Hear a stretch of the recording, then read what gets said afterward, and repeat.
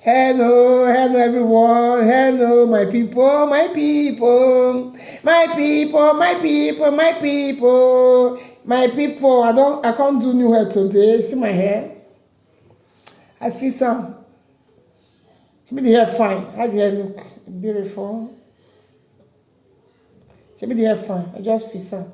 I feel say for now, make us no say I sabi do it for myself. So we need to take care of ourselves because taking care of yourself is very important. So make I continue my story. So I beg my people, make una dey subscribe to my YouTube channel. Make una subscribe. Subscribe is free of charge. You don't have to pay for it. Subscribe to my YouTube channel. So I want to pray for people will be say they don't subscribe to my YouTube channel, that God Almighty will bless you.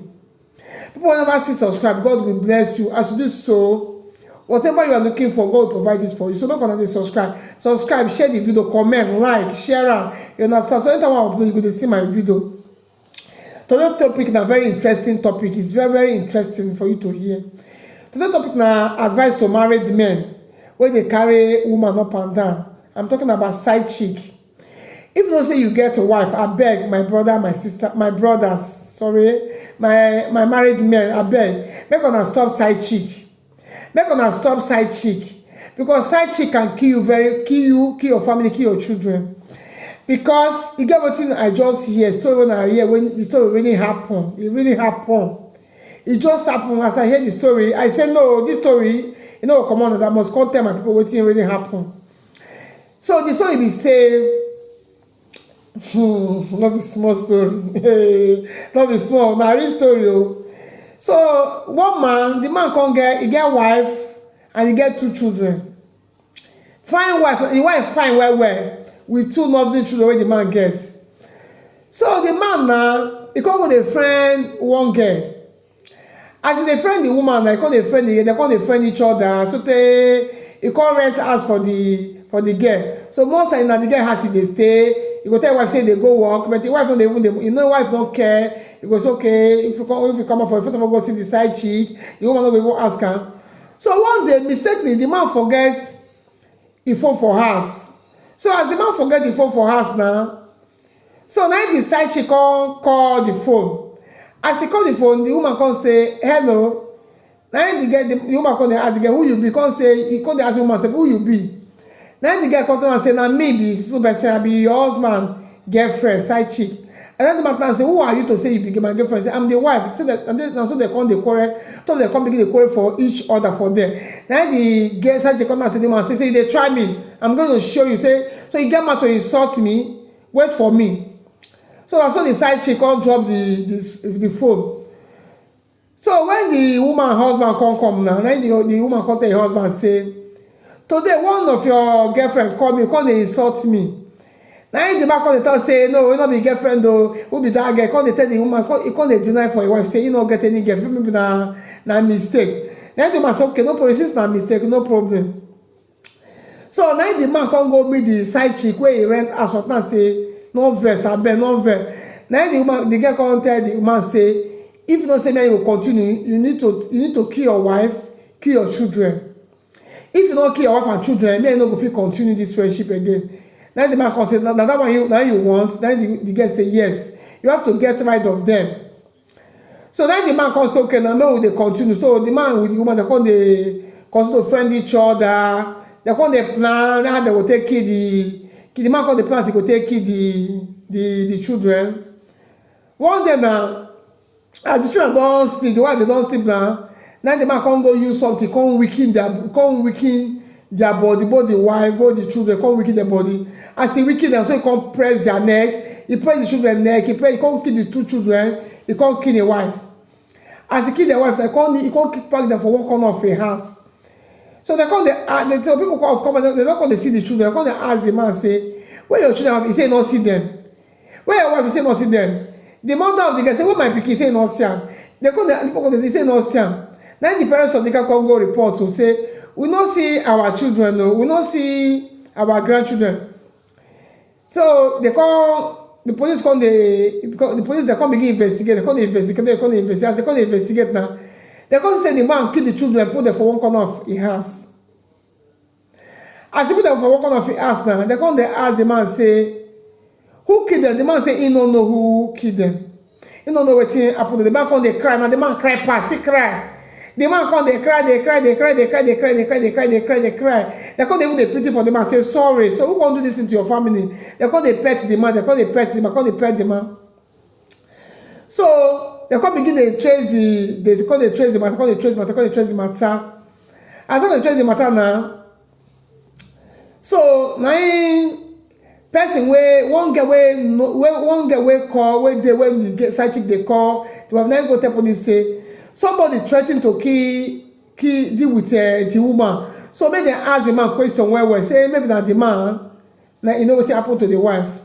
So when they come dey investigate na come tell the man say, did you have any girlfriend? The man say no, he get one friend. And they come invite the girl. They come investigate them. And then the man come confess say na true to say na him girlfriend na him say make he kill those children and the wife before they go continue together. Now so they put the man, they come put the man for prison. They come sentence the man to death. They come put even the girl to death. So that's why I tell you say I beg. I can't say this story I want to give to men. This story just happened of recent. I beg men. I beg. I won't beg on now. If you know say you don't get wife, avoid side chick. Avoid side chick because side chick they can destroy your home. They can destroy your children. If your wife not fine, take your family, make it fine like your side chick. Maintain her. If not sabi sleep with you, not sabi make enough, teach her how you go take one for you. Not because of side chick, abandon your wife, abandon your children. Take care of your wife, I beg. Because now side chick they don't care, they want to destroy your home. They can destroy your family, they can destroy your children, they're not interested. All they want is to destroy your home. I beg, married men, be careful of side chick. Because all this side chick, they won't marry, they won't happy. And me too, I not blame side chick because now those men, they chase them. Because when their eye they come out for another woman day. So any side chick I always see, man, you go happy to see man. Because most of them, they still need husband. So I not too much blame side chick because before they come from men. So if you don't marry, then with your wife, maintain your wife. If not sabi dress am well, show am how to dress. If not sabi bath, show am how to bath very well. I go even still come with this topic to teach woman how to bath and how to maintain yourself very well. Abeg, stop side chick. Comot side chick for your family. Whether the woman e get pikin for you or e no get pikin for you, forget about side chick. Maintain your wife. Teach your wife the way you want am. Show am how to make love to you. Show am the way they sweet you. What if na wetin the side chick dey do to you, the wife dey do am for you? Teach your wife how you go take do am for you so that you go happy. Abeg, take care of your wife very well. Forget about side chick. You get nothing from side chick. All those side chick now, they are causing problem in some marriages. And another thing again, I want to tell women, if you know say you marry, you get your husband they carry phone up and they dodge phone. That man, he get side chick. Because they monitor on her husband. Because any man when they carry phone, when they enter bedroom, when they go outside, when they make call, when they talk like to your wife, when they go make your wife answer your call, that man, there's something fishing. There's something fishing. I beg, married men, make una forget about side chick. Teach your wife how to sleep with you, how to romance you, the way the side chick they touch your body, how they hold you, how they romance you. Teach your wife like that. Teach your wife. If your wife doesn't be bath and well, I beg, forget about side chick. Take care of your wife. I say, make I come to the come beg married men, please. Make I leave side chick alone. Side chick not too much get any fault because now men they chase them, their side chick go answer them. And not too much them side chick because most of this fault they come from married men.